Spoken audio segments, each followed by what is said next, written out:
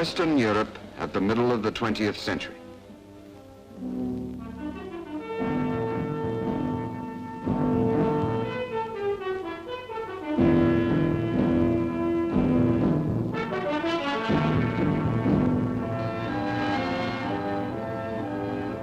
The business of these Europeans is electric power.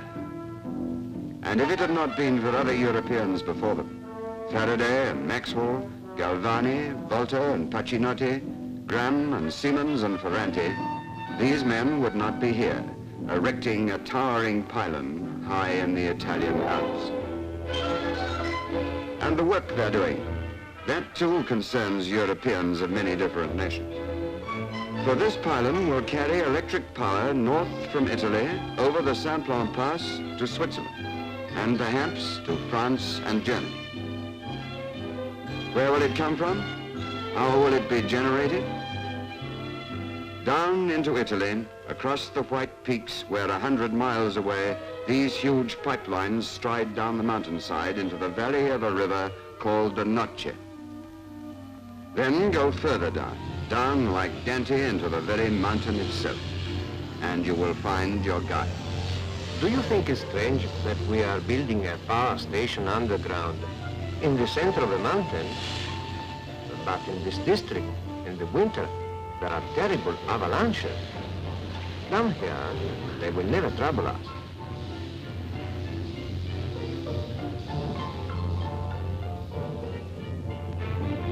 Far about our heads, in the valley, there is a great reservoir of water contained by a dam. The water will flow down the hillside through the big pipes you saw. Its force will drive these turbines. The turbines, in their turn, will drive dynamos, and the result will be power.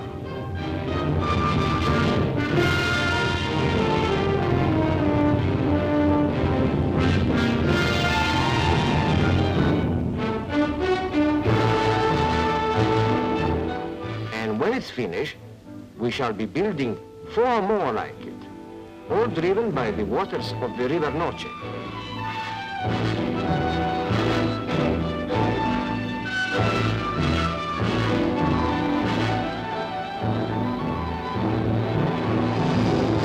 This is the transformer station in the valley above.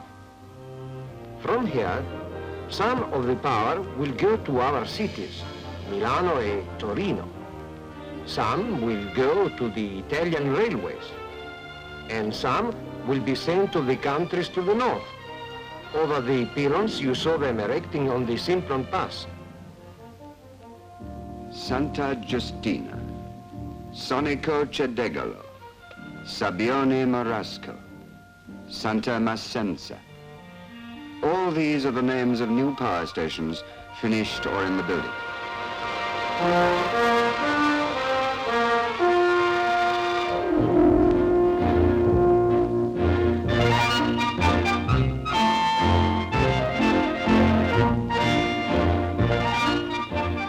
Prosaic enough it seems to these engineers, pulling through the alpine village of Grovallo on their routine inspection rounds. But it's all part of a plan largely based on the one raw material that abounds in every country clustered round the Alps, water.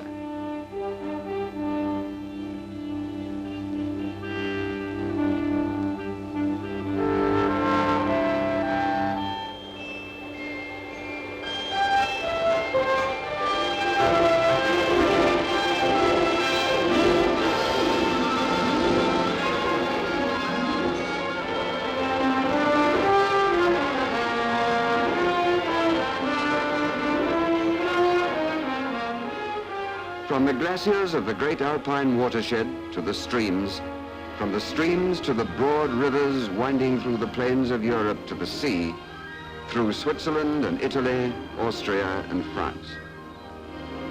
And in all these countries now, wherever the force of falling water flows, there the works to channel and control it are appearing.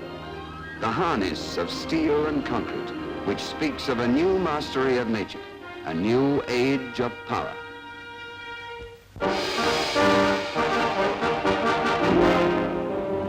Down from the Alps they flow, the great rivers of Europe. On one of them, the mighty Rhone, as it sweeps through southern France towards the Mediterranean, like giant stairs, the dams rise in succession. Chancy, Puigny, Genescia, Châteauneuf, trapping the river's force at every stage of its descent.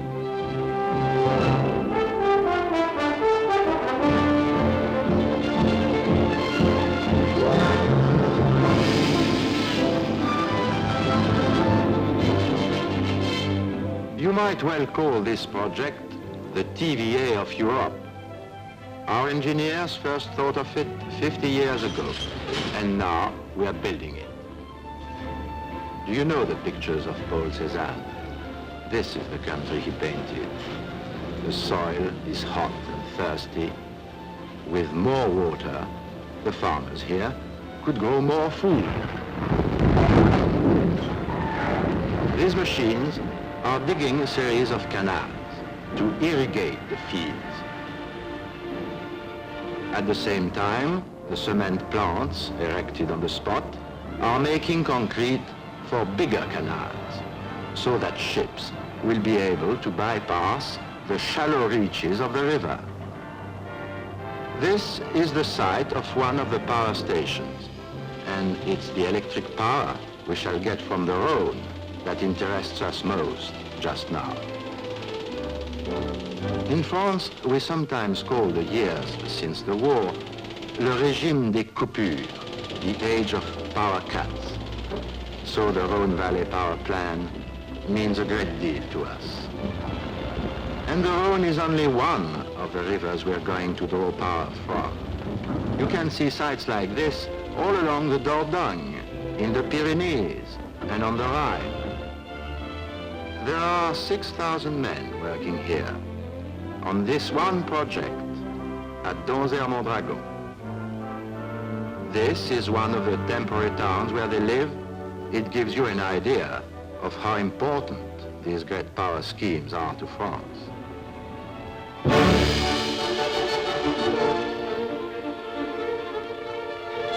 Northward now, from the Alps, to where another chain of mountains stretches towards the Arctic Circle.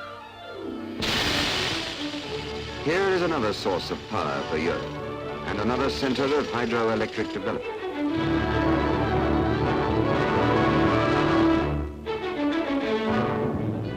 They're tapping the swift white rivers of Norway and Sweden, channeling the energy from the lochs of the Scottish Highlands.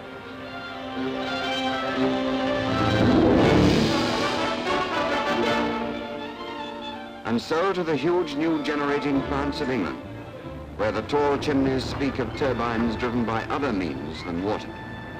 For Britain, with her deep mines and nowadays her big open cast workings to supplement them, stands at the fringe of another mighty source of energy, the coal fields of northwestern Europe.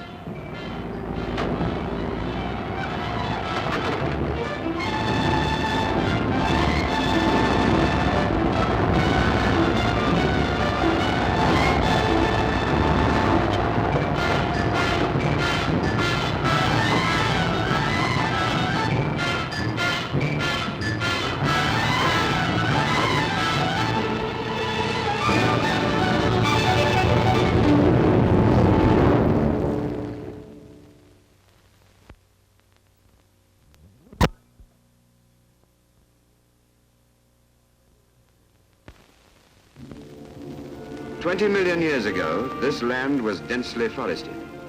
These are the forests now, pressed and petrified into a substance they call brown coal. This is the center of the coal region. It's the great workshop area around the lower Rhine.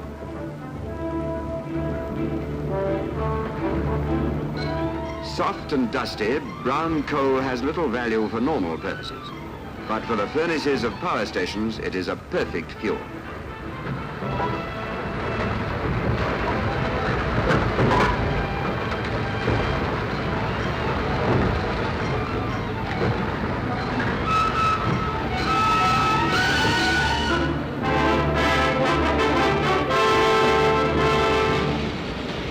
In this enormous pit, 6 men operate the electric excavators. 6 men only.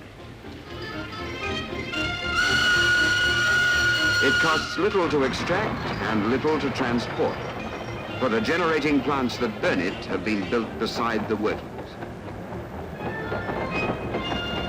Goldenberg, Frimmersdorf, Weissweiler.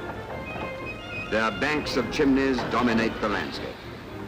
They are another answer to modern Europe's quest for power without expending precious raw materials.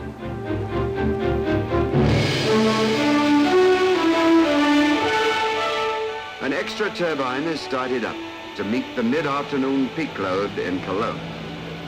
In the control rooms of this new Europe, there's a figure who is becoming increasingly important, the international load dispatcher. He passes electric power from one country to another, wherever it's needed most. Germany sends power to Switzerland to meet a especially heavy load. Italy sends it via France and Belgium to Holland. Holland repays Germany for what she took last month.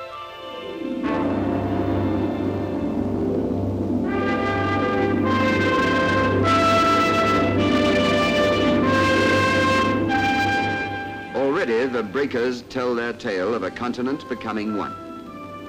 Economists and engineers have dreamed of a single European grid. It exists in embryo even now.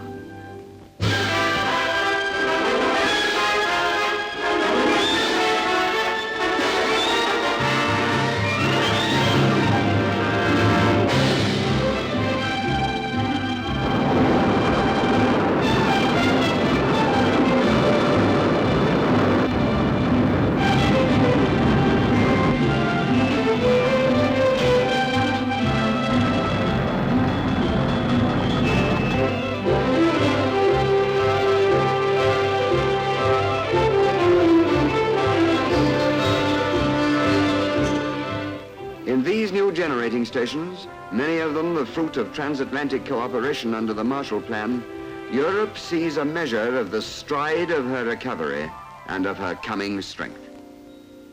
But meanwhile, across much of the continent, the drudgery of bygone times continues still. Surely it is vital then to press ahead, to achieve the limits of the possible, to make the fullest use of every source of power that Europe has. And now, thanks to European ingenuity, coal and water are not the only sources.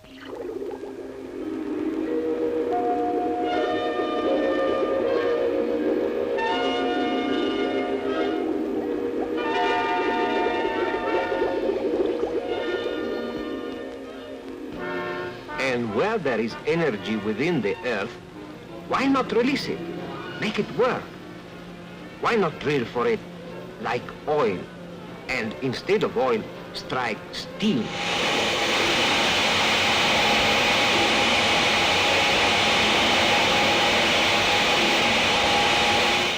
That's what they are doing here at Lardarello.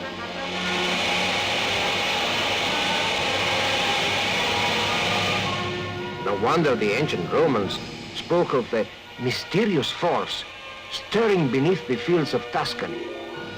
Today, that force is felt from Genova to Napoli. It generates nearly 1/10 of all the electric power in Italy. The limits of the possible. That's a good description of what we are doing here in Austria. This is called das Kaproner Wasserkraftwerk, the Kaprun Power Project.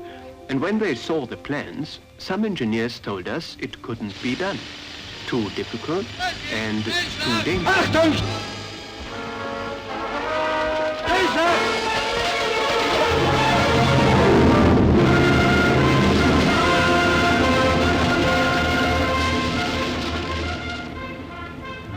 It's dangerous, yes, but it's not quite too difficult. Just a very bold idea. You see, above here, where these men are tunneling, is a big glacier, the Pasterzen Glacier, at the foot of the Großglockner, the highest mountain in Austria. This tunnel will carry the water from the glacier down to a lake, where it can be stored until it's needed for the turbines. The tunnel will be 12 kilometers long. That's nearly as long as the famous Alpine railway tunnels. Here's the lower end of the tunnel, where the water will come pouring out into the lake. I forgot to tell you that we are constructing the lake as well. 3 of them, as a matter of fact, with 5 dams to hold the water in. A good many visitors come to see the Limbergsperre. It's the biggest dam of them all, 400 feet high, 6,000 feet above sea level.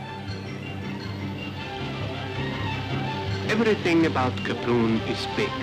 It's the biggest hydroelectric project ever undertaken in Europe. It's going to make a great deal of difference to the farmers in Tyrol and the factories in Vienna, and to our neighboring countries too.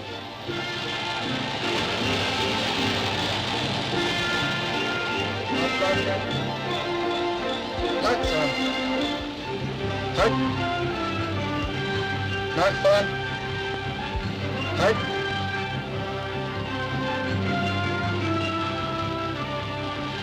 Lights on. House on. This cable crane system we are using, as a matter of fact, it's the biggest in the world. It's carrying the gravel washed down from the glacier to the cement plant. That's how we get our concrete to build the dams.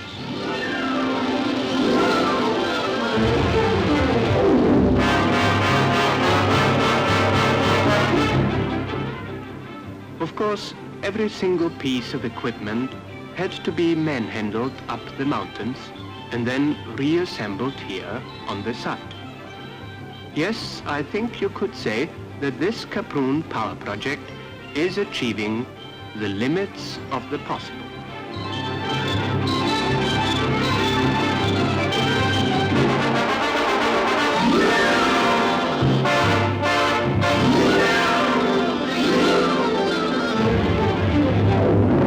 They are appearing from the Adriatic to the Arctic Circle. The penstocks and spillways, the galleries and turbine halls that speak of our new mastery of natural force. If we are to fulfill the many tasks that lie before us, we shall need them all. For power in our time is the key to plenty. And both are vital to the grand design which we draw today for the Europe of tomorrow.